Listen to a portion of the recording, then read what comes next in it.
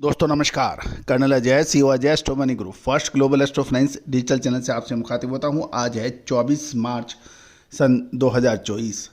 दोस्तों सर्वप्रथम आप सभी दर्शक बंधुओं को, व्यापारी बंधुओं को, किसान बंधुओं को होली के शुभ और पावन अवसर पर बहुत बहुत शुभकामनाएं। दोस्तों सत्य की असत्य पर विजय, बुराई पर अच्छाइयों की विजय का जो पावन कलरफुल त्यौहार होली पर आप सभी के घर में खुशियाँ की बरसात हो, रंग बिरंगे रंगों से आप सरोवर रहें, खुश रहें, स्वस्थ रहें, मस्त रहें, ऐसी हमारी पूरी टीम की तरफ से आप सभी को शुभकामनाएं। आज के एपिसोड में हम चर्चा करेंगे कॉटन कॉरपोरेशन ऑफ इंडिया की मध्य प्रदेश में कपास खरीद की महत्वपूर्ण सूचना। जानिए पूरी रिपोर्ट विस्तार से। दोस्तों कपास के ऊपर देश का पहला चैनल है जो आपको हर सूचना, हर विश्लेषण, हर खबर का प्रयास करता है रूबरू कराने का। खबर निकल के आ रही है कि भारतीय कपास संघ यानी Indian cotton corporation of India ने मध्य प्रदेश में वर्तमान सीजन के दौरान कपास उत्पादन पिछले वर्ष के 19 लाख बेल्स के मुकाबले 18 लाख बेल्स का होने का अनुमान यानी एस्टिमेशन दिया है। यदि हम पिछले सीजन के दौरान देखें तो मंडियों में कपास का मूल्य एमएसपी से अधिक होने के कारण सीसीआई ने कोई विशेष खरीदारी नहीं की थी। लेकिन वर्तमान सीजन में आंकड़े की बात करें तो मध्य प्रदेश की मंडियों से कपास की खरीदी फरवरी तक जारी रही और गौरतलब है कि फरवरी और मार्च के अंदर तेजी के बाद सीसीआई ने खरीदारी रोकी क्योंकि किसानों ने माल देना बंद किया।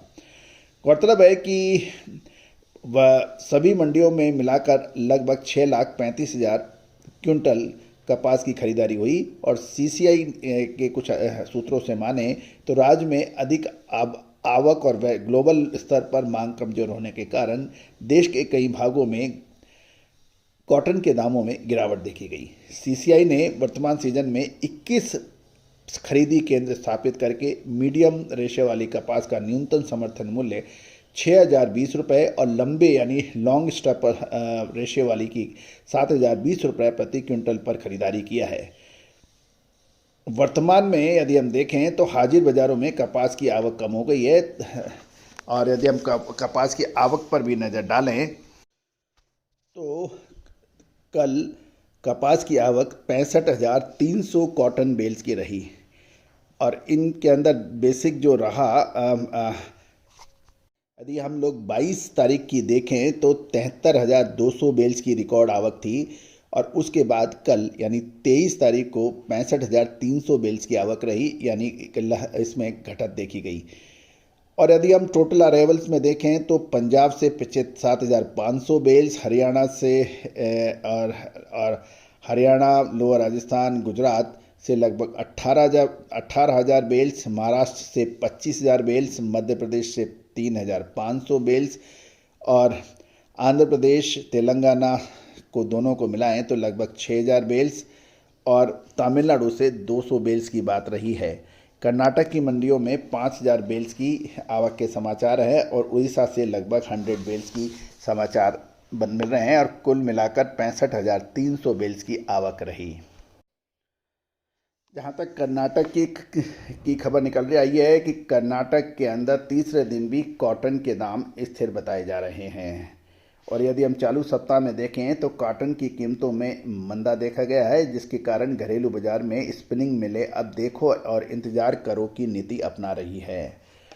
गौरतलब है कि कॉटन के ऊपर आपको याद होगा मार्च महीने में हमने तेज़ी का आपको अग्रिम अनुमान दिया था जो कि सत्य साबित हुआ। फरवरी और मार्च महीना कॉटन के लिए विशेष अच्छा रहा और अंतर्राष्ट्रीय बाज़ारों के साथ साथ भारतीय बाज़ारों में भी शानदार कॉटन की तेज़ी देखी गई।